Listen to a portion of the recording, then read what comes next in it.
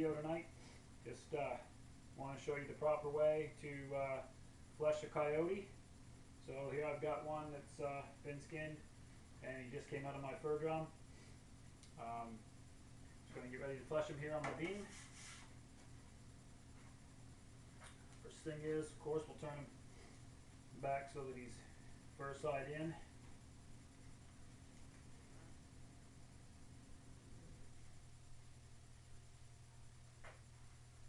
And we slide him on the board. I always start on the side, one leg or the other. And after I get him on the board, I take a handful of my material out of my fur drum, which is nothing more than clean sawdust, corn grit, and a little bit of the stuff that soaks up oil off your garage floor. Use a little bit of that in my mixture, helps pick up any moisture, things like that. So I rub a little bit of that on, and we got the board all set. I use an 8-inch Weibe fleshing knife. There's a 12-inch that's obviously the same except longer, works real well. You can use the Necker 600. You can use whatever you like. I like this one, so I go with this. Start up around just at the base of his ears. Nothing above his ears is important. So all I do is start and I scrape down.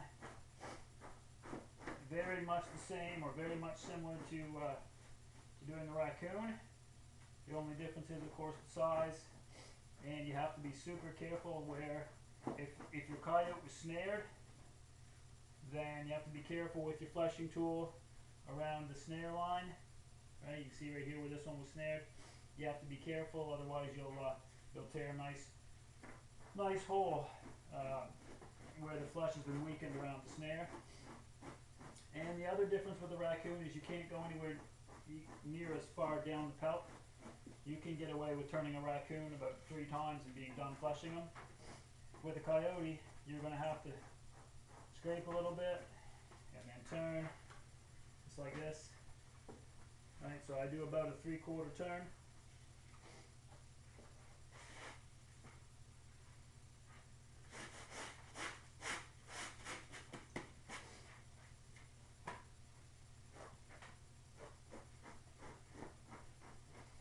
Be careful around that snare line again, don't get carried away. You don't have to put a lot of pressure on the blade. Just trying to scrape the fat off. There's not a whole lot of fat up around the neck and the ears and the head anyway. You just want to make sure that you get a good start for down in between the front legs and down the belly, where in the back where most of the fat actually is on the coyote. You don't have to be too particular. Always keep in mind that your coyotes are going to be fur side out when you send them, so a few little bits here and there that you don't get, stuff that's tough, I'd rather leave that on the pelt than risk really putting a lot of pressure on it and cutting my pelt. A few bits and pieces of fat will dry up, and the people that work with your fur will take care of that on their end. But you start tearing holes in it, and that's going to decrease your value real quick. That's something we don't want to do. We all want the most for our fur. Hard to get. By the time you process it, put all the work into it, the last thing you want to do is see it downgraded.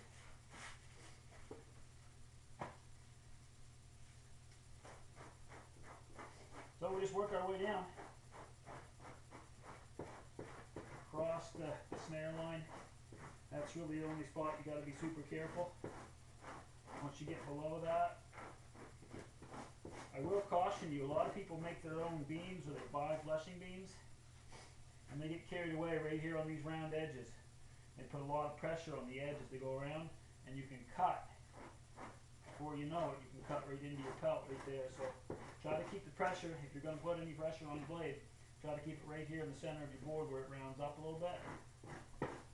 And the other thing I like about the Weibe is they're dull. You couldn't cut, well, you can cut a pelt, but it's tough. They're pretty dull, but they're angled just right, or I like them, and they're angled right. They seem to work real well for me, so I like it. And of course, you got the bottom lip cut out here.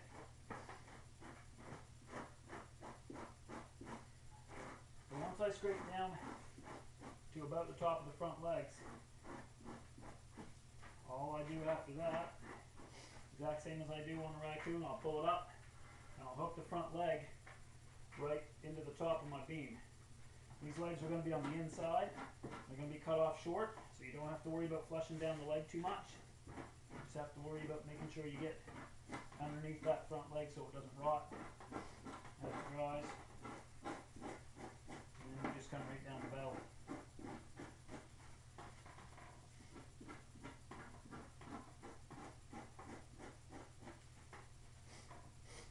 You can do a little bit on the leg if you want to. I guess it depends.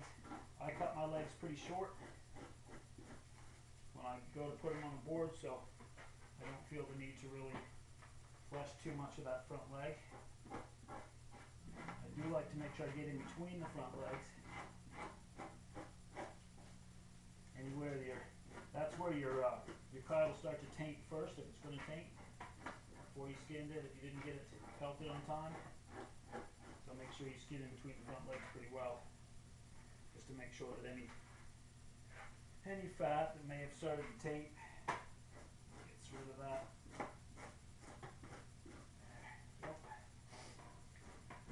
I'm not real particular about the fat and the stuff falling on the floor here.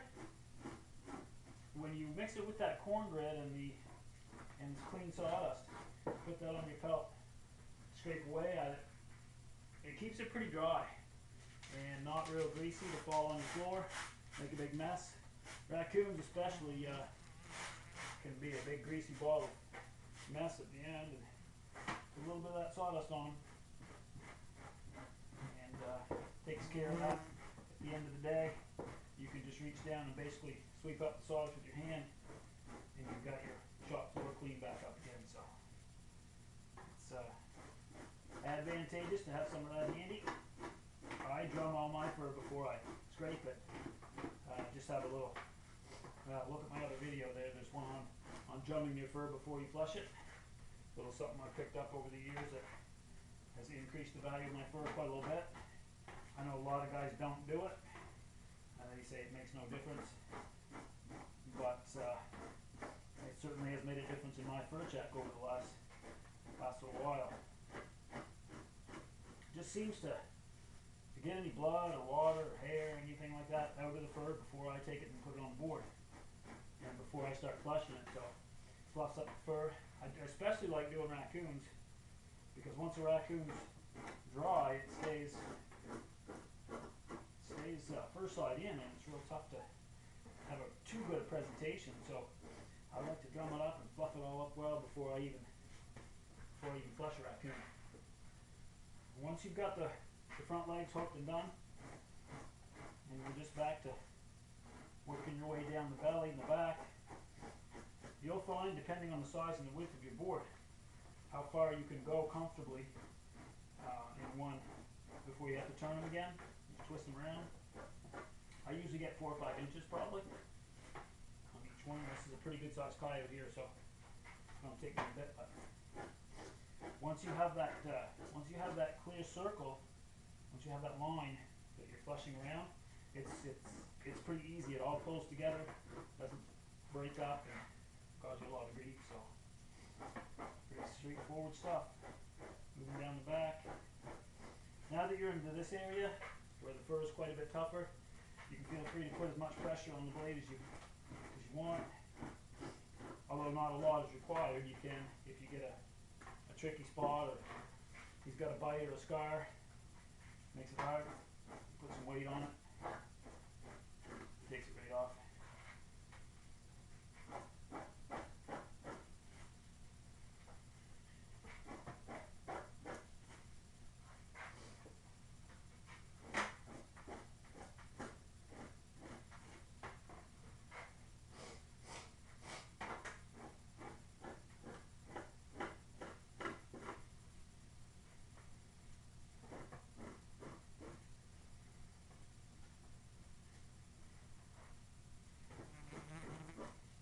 So as you get to the bottom, if you skin this guy properly, you're going to notice that you get to the bottom of his belly, the inside long before you get to the base of his tail, and then goes back. make sure I scrape right down the center of his belly to the bottom and pull off the bottom, and that separates that ring of fat that I've been scraping off. So you can now take it both ways, and you can flush this one this way and this one this way, and then they generally finish up at the base of the tail. It's real tough, or maybe not for some people. I've never been able to scrape them all down so that when it was done, all the fat was one complete piece. I get a lot of it, but so as you can see here, I've actually scraped right off the bottom. It's good and clean the whole way down, and now I just start working the rest of it down to the base of the tail.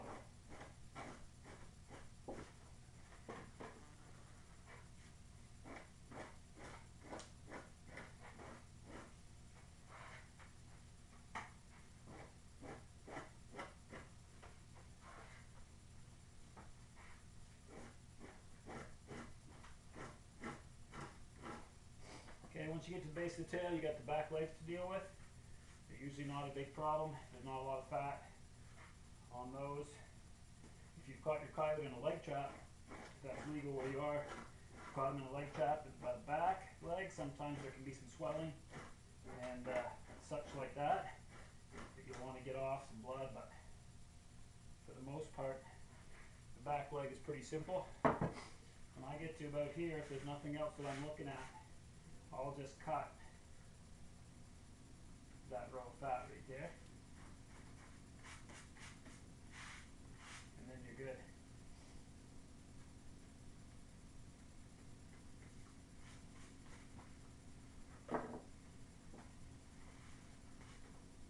There is a real small membrane right there. It's pretty tough to get all of it.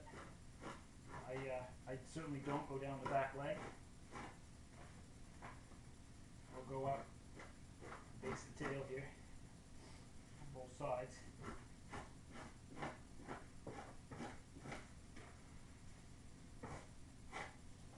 As soon as that breaks away from the back leg area, I just leave the rest of that. Focus on what's there. I mean, you'll know where you need to do more or less fleshing by what you've got. The back leg's pretty clean. Sawdust on there, a little blood, but nothing to speak of. So you've got this bunch, and you've got the tail. Pretty well got to beat at this point. You may have to put a little weight on your knife to get it to separate. And your other option, if you don't want to do that, or you're not there yet, is just take my knife and I'll cut that line of fat right off of there. Okay, done. Pretty well. If you didn't slip the tail when you skinned, now's a good time. Make sure you open up that tail so it doesn't rot during the drying process. Liquid will get in there and stay, it won't dry, and you'll end up losing your tail.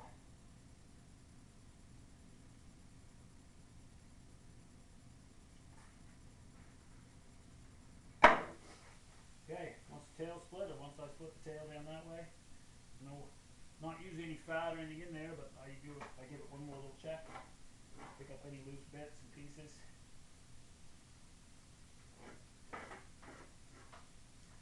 And just like that,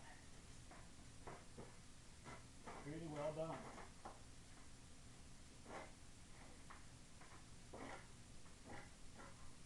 Process takes, well, I guess it depends on how big the coyote is and how much fat they have. Anywhere from 15, 20 minutes. Could be half an hour, depending on what you want to do, how much you want to put into it. When you're done, this should be what you're looking at. Nice, clean, ready to go. I'll cut these front legs off and get him on board. Alright, well, this is NBWildman signing off again. Just wanted a quick video on how to flesh a coyote. Hope this helped you out. Subscribe to the channel for all kinds of great trapping and hunting and shooting videos. Give us a like, send us a comment, and this is NBWildman. Signing off.